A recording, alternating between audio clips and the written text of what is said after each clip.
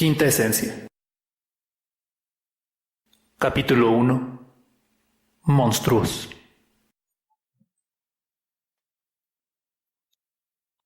Su luna de miel fue un largo escalofrío. Rubia, angelical y tímida, el carácter duro de su marido heló sus soñadas niñerías de novia. Ella lo quería mucho, sin embargo, aunque a veces con un ligero estremecimiento, cuando volviendo de noche juntos por la calle, echaba una furtiva mirada a la alta estatura de Jordán, mudo desde hacía una hora. Él, por su parte, la amaba profundamente, sin darlo a conocer. Durante 3 meses, se habían casado en abril, vivieron una dicha especial.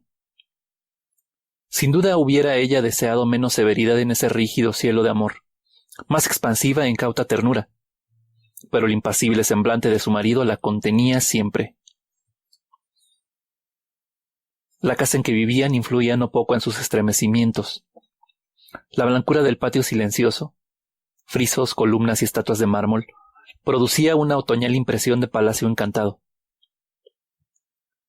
Dentro, el brillo glacial del estuco, sin el más leve rasguño en las altas paredes, afirmaba aquella sensación de desapacible frío.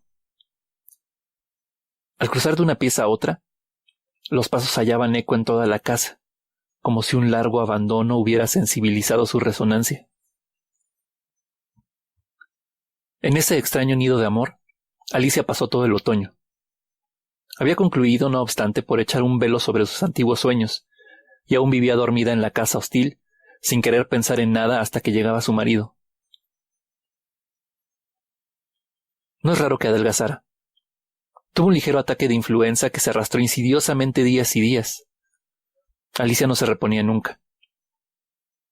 Al fin una tarde pudo salir al jardín apoyada en el brazo de su marido. Miraba indiferente a uno y otro lado. De pronto Jordán, con honda ternura, le pasó muy lento la mano por la cabeza, y Alicia rompió enseguida en sollozos, echándole los brazos al cuello. Lloró largamente todo su espanto callado, redoblando el llanto a la más leve caricia de Jordán. Luego los sollozos fueron retardándose, y aún quedó largo rato escondida en su cuello, sin moverse ni pronunciar una palabra. Fue ese el último día que Alicia estuvo levantada. Al día siguiente amaneció desvanecida. El médico de Jordán la examinó con suma atención, ordenándole calma y descanso absolutos. «No sé», le dijo a Jordán en la puerta de calle.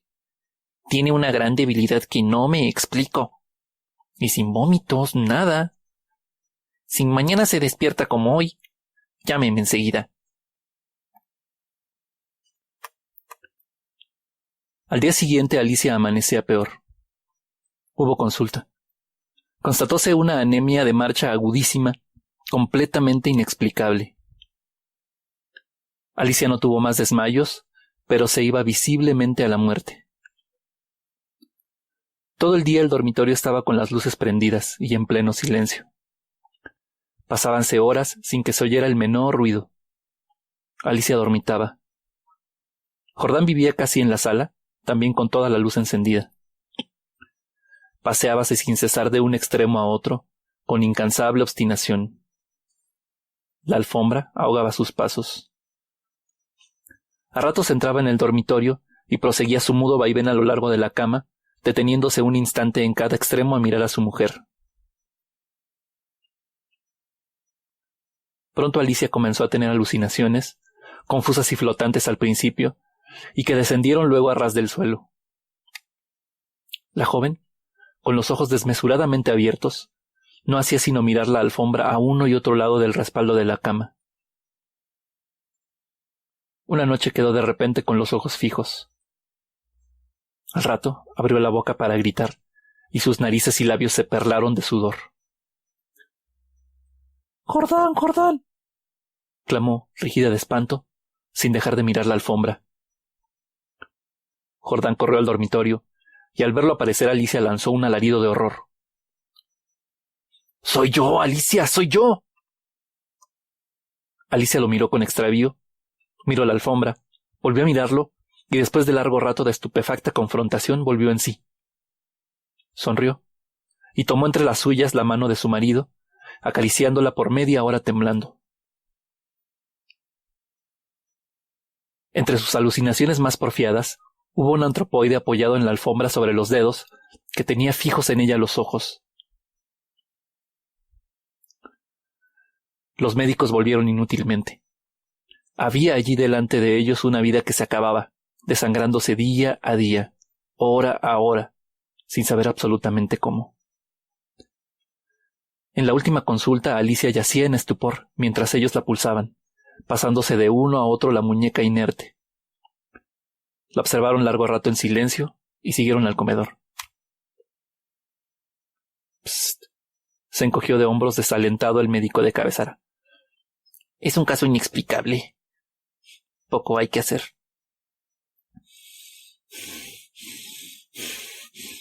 Solo eso me faltaba, resopló Jordán, y tamborileó bruscamente sobre la mesa.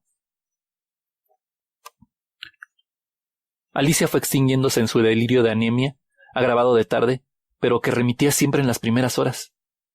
Durante el día no avanzaba su enfermedad, pero cada mañana amanecía lívida, en síncope casi. Parecía que únicamente de noche se le fuera la vida en nuevas oleadas de sangre. Tenía siempre al despertar la sensación de estar desplomada en la cama con 1.000.000 de kilos encima. Desde el tercer día este hundimiento no la abandonó más. Apenas podía mover la cabeza. No quiso que le tocaran la cama, ni aun que le arreglaran el almohadón. Sus terrores crepusculares avanzaban ahora en forma de monstruos que se arrastraban hasta la cama y trepaban dificultosamente por la colcha. Perdió luego el conocimiento. Los 2 días finales deliró sin cesar a media voz. Las luces continuaban fúnebremente encendidas en el dormitorio y la sala. En el silencio agónico de la casa, no se oía más que el delirio monótono que salía de la cama y el sordo retumbo de los eternos pasos de Jordán.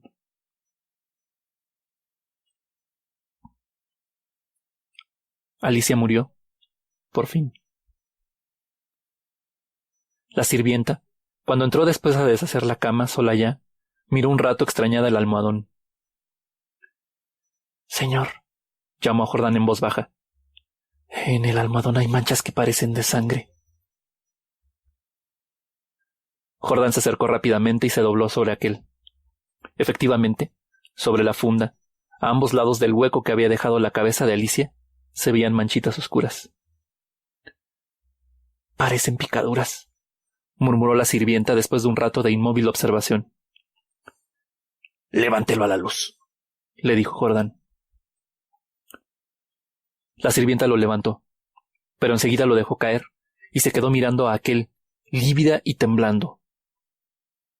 Sin saber por qué, Jordán sintió que los cabellos se le erizaban. «¿Qué hay?», murmuró con la voz ronca. «Pesa mucho», articuló la sirvienta sin dejar de temblar. Jordán lo levantó. Pesaba extraordinariamente. Salieron con él, y sobre la mesa del comedor Jordán cortó funda y envoltura de un tajo. Las plumas superiores volaron, y la sirvienta dio un grito de horror con toda la boca abierta, llevándose las manos crispadas a los bandos. Sobre el fondo, entre las plumas, moviendo lentamente las patas velludas, había un animal monstruoso, una bola viviente y viscosa. Estaba tan hinchado que apenas se le pronunciaba la boca.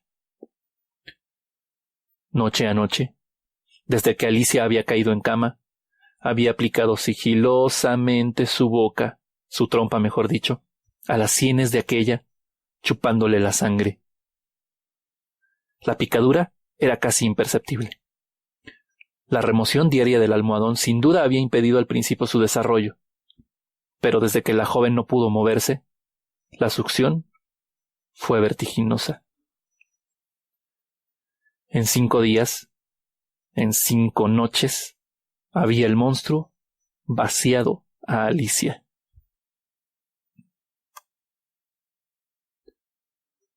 Estos parásitos de las aves, diminutos en el medio habitual, llegan a adquirir en ciertas condiciones proporciones enormes.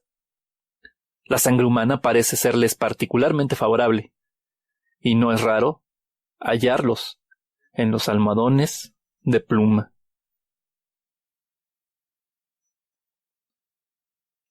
El almohadón de plumas, Horacio Quiroga.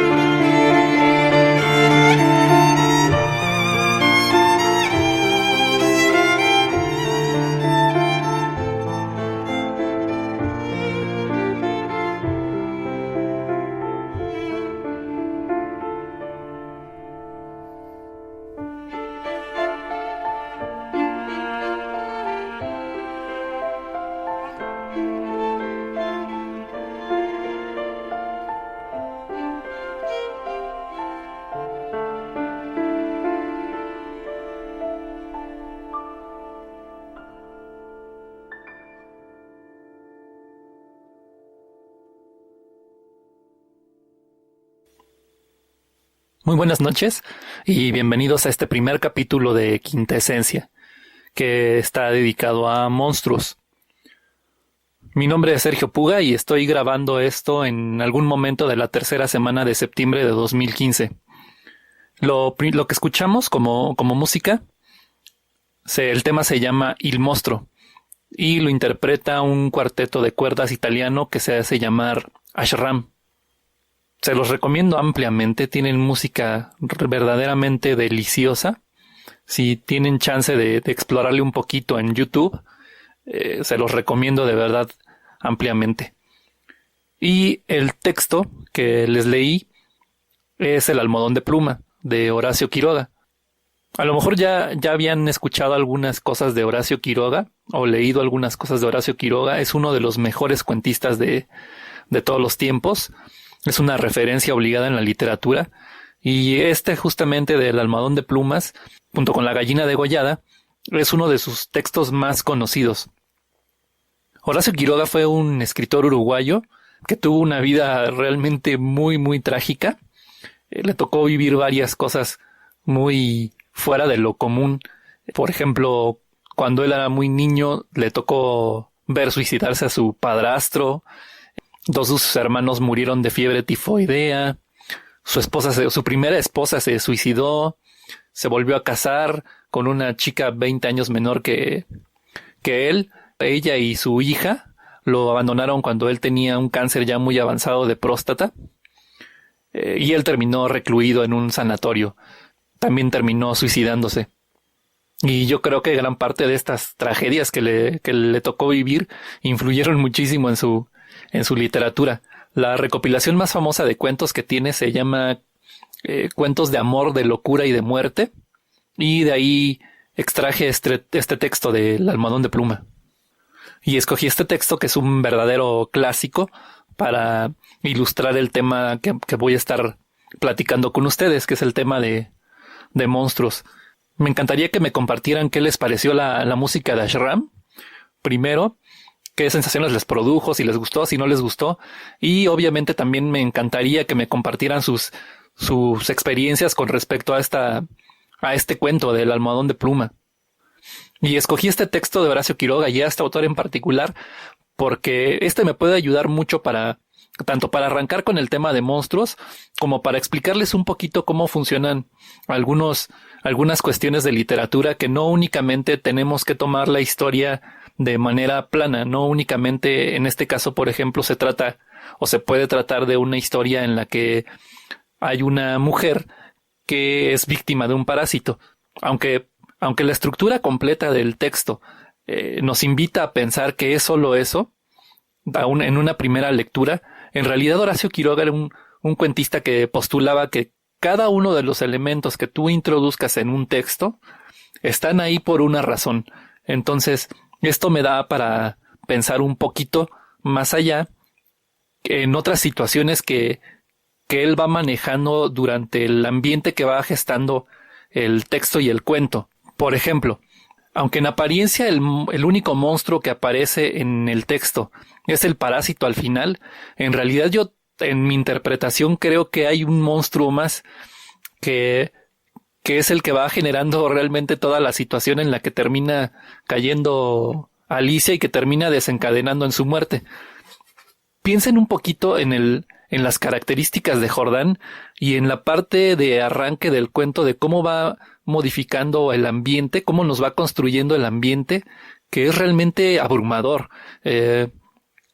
Empezamos por la descripción de que prácticamente la decadencia de Alicia comienza con la boda con Jordan. A partir de la boda empieza esta especie de decadencia. Y primero nos habla de la frialdad de Jordan, después nos habla de la frialdad del lugar donde viven, es que este castillo lleno de mármoles, o esta casa llena de mármoles, donde todo es frialdad, donde todo es abrumador, el jardín, todo es en realidad muy frío y muy abrumador. De hecho, si nos saliéramos un poquito del contexto del cuento, a lo mejor en una circunstancia así en que Alicia se va debilitando, lo más natural sería que le comentara a su marido y que se salieran de ese entorno, que le comentara que se estaba sintiendo mal y que buscaran algún tipo de cambio. Seguramente se habrían dado cuenta de que había algo raro que estaba provocando la debilidad de Alicia, pero no es así. Incluso en el momento, en los primeros momentos de delirio de Alicia, nos menciona que ella visualiza una especie de monstruo y que es humanoide, y en realidad lo que está viendo es la silueta de Jordan, solo que ella ya está muy debilitada y ya es lo único que alcanza a percibir, ¿no? Cuando en realidad se trata de su esposo. Entonces me gustaría que me comentaran qué les pareció la narración, qué les pareció el cuento, si le encuentran algún otro sentido, alguna otra interpretación. Y si con este antecedente les gusta el estilo de Horacio Quiroga y estarían dispuestos a leer más cosas de él. Y quiero utilizar el pretexto de esta narración para plantearles una primera pregunta que va a estar ahí flotando sobre todos los textos que les vaya compartiendo, que es cada vez que comparta un texto nos preguntemos quién es el monstruo en la narración, porque hay algunos textos que justamente tienen esa parte de la riqueza de los textos es ir cotejando los personajes y ver cuál es el personaje monstruoso dentro del texto, porque en primera instancia en algunos podría parecer muy obvia la construcción de un solo monstruo, pero puede haber uno o más, y muchas veces nuestro papel como lector es identificar esa parte, o lo que enriquece o lo que busca el autor es justamente que nosotros vayamos contrastando entre las características de los personajes y nos demos cuenta que no únicamente hay un monstruo o que no es el que originalmente pensábamos que era. Entonces, esta va a ser una pregunta que vamos a hacer recurrentemente en los textos que yo les vaya compartiendo. Y bueno, pensando que este primer capítulo está dedicado al concepto de monstruos así en lo general, me gustaría también que nos preguntáramos todos un poquito ¿qué es un monstruo? Porque a primera instancia parece que tenemos como bastante claro el concepto de monstruo, pero si intentamos hacer un listado así a priori por decir 5 monstruos, van a ver que pueden salir resultados muy dispares y que pueden salir resultados en los que es muy difícil encontrar una conexión entre los diversos personajes que ubicamos como monstruos. Yo hice este ejercicio, le fui preguntando a varias personas, les pedí que me mencionaran los primeros 5 monstruos que se las vinieran a la cabeza y encontramos cosas muy dispares, desde algunos que me mencionaban, por decir, dragones, o al Kraken, o a Drácula, o a Frankenstein, o algunos me mencionaban monstruos más de la vida, digamos, real, porque me podrían mencionar un Hitler, un Mussolini, un Stalin, o me podían mencionar a una Medusa, y de repente es como difícil encontrar una conexión entre estos tipos de monstruos. Tenemos como la impresión muy clara de que es algo que tiene características extraordinarias, y el otro elemento yo creo que es esa capacidad que tengan para utilizar esas cualidades extraordinarias y hacernos daño, ¿no? Entonces, antes de seguir con esta definición, me gustaría leerles las definiciones que encontré de la Real Academia de la Lengua, que son estas. 1. Producción contra el orden regular de la naturaleza. 2. Ser fantástico que causa espanto. 3. Cosa excesivamente grande o extraordinaria en cualquier línea. 4. Persona o cosa muy fea. 5. Persona muy cruel y perversa. 6. Persona de extraordinarias cualidades para desempeñar una actividad determinada. Este lo maneja como término coloquial. Pero entonces, conectándolo con lo que les decía, siempre tiene que estar relacionado con una cualidad extraordinaria. Y la otra, pues, el elemento que nos hace verlo como que puede representar un peligro para nosotros. Creo que otra cuestión que podemos tomar en cuenta a la hora que vayamos revisando los textos, los elementos que pueden describir a un monstruo, pueden tener como 3 tipos de características que los hacen salir de la normalidad, poniéndolo entre comillas, obviamente, que pueden ser monstruos que tienen una deformidad física, o sea, monstruos que los vemos como tales porque tienen una deformidad física, monstruos que vemos como tales porque tienen una deformidad moral, como se los planteaba hace rato que podrían ser los Hitler, los Mussolini y demás, y como tercer eslabón tendríamos a los monstruos que tienen ambas deformidades, ¿no? Que tienen tanto una deformidad física como una deformidad moral. Pero bueno, cuando decidí hacer este ciclo de lecturas de monstruos, en realidad no me había dado cuenta de que fuera tan grande el concepto de monstruo, así que lo voy a enfocar estas definiciones en función de los textos que vamos a ir revisando en los siguientes capítulos.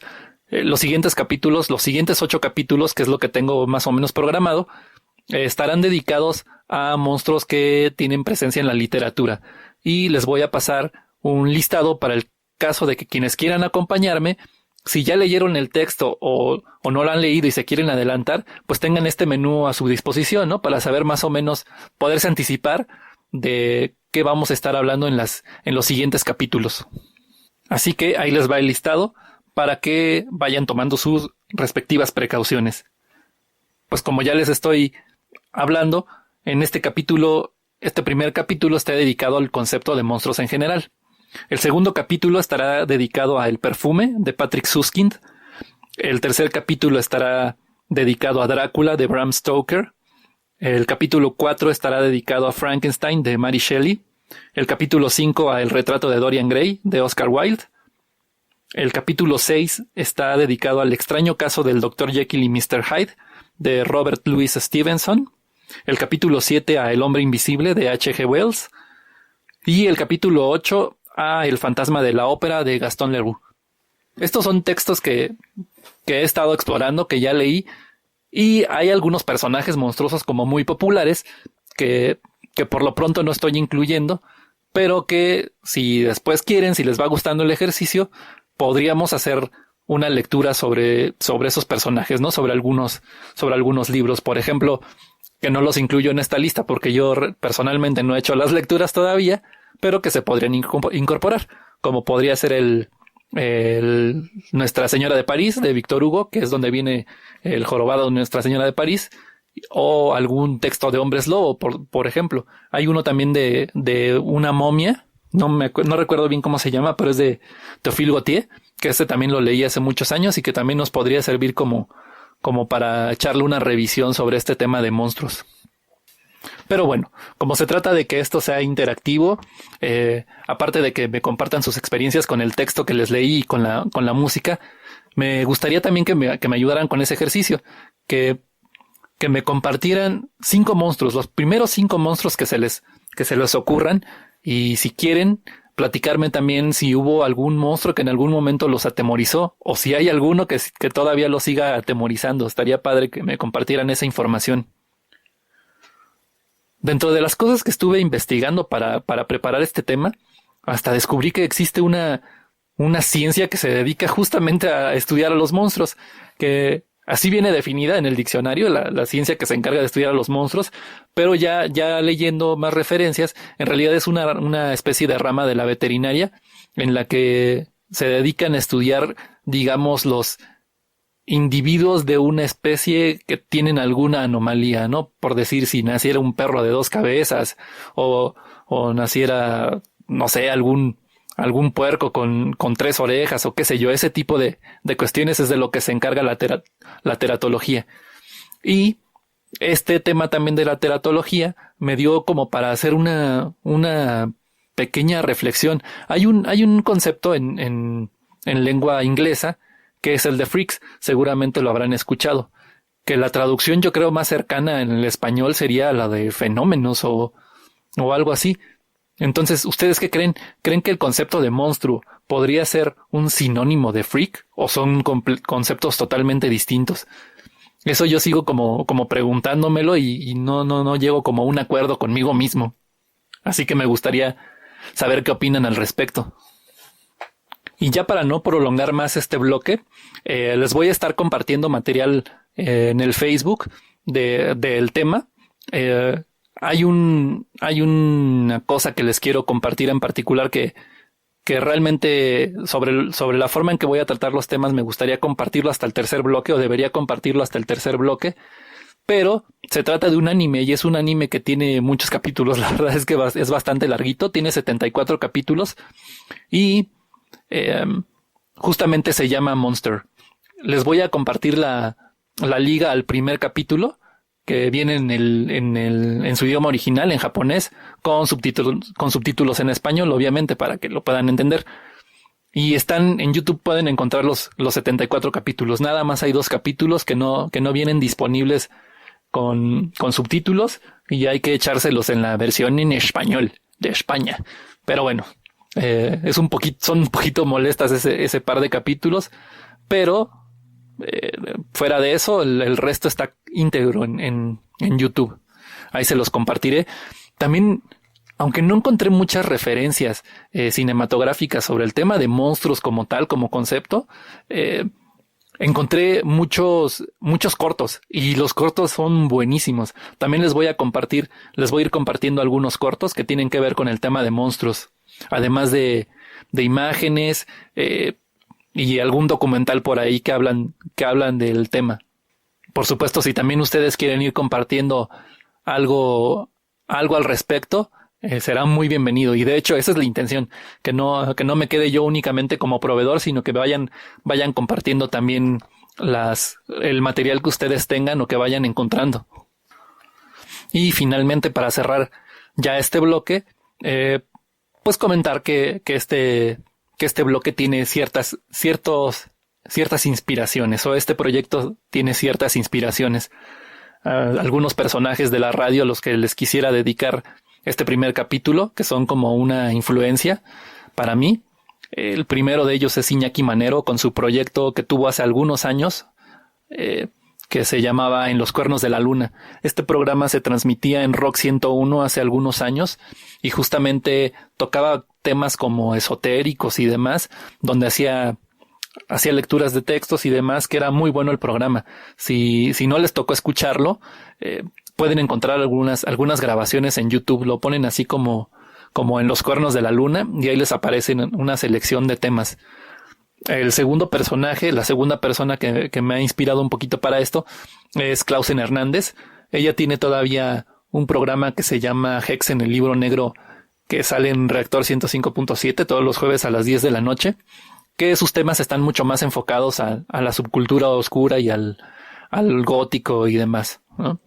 Y una tercera influencia es Aldo Altamirano Aldana, que tiene un programa que pasa en Radio UNAM que se llama Experimento Radio. Todavía no sé si siga pasando, hasta hace un año todavía lo llegué a escuchar, pero el horario no es como muy amigable. El horario es como de entre 5 y 7 de la tarde los sábados, así que no lo he seguido mucho en los últimos tiempos. Pero bueno, a estas tres personas, que seguramente no se enterarán, está dedicado este primer capítulo de Monstruos. Sin más, cierro este bloque y nos escuchamos en el siguiente bloque. Les recuerdo que soy Sergio Puga y les doy nuevamente la bienvenida a esta locura que es Quinta Esencia.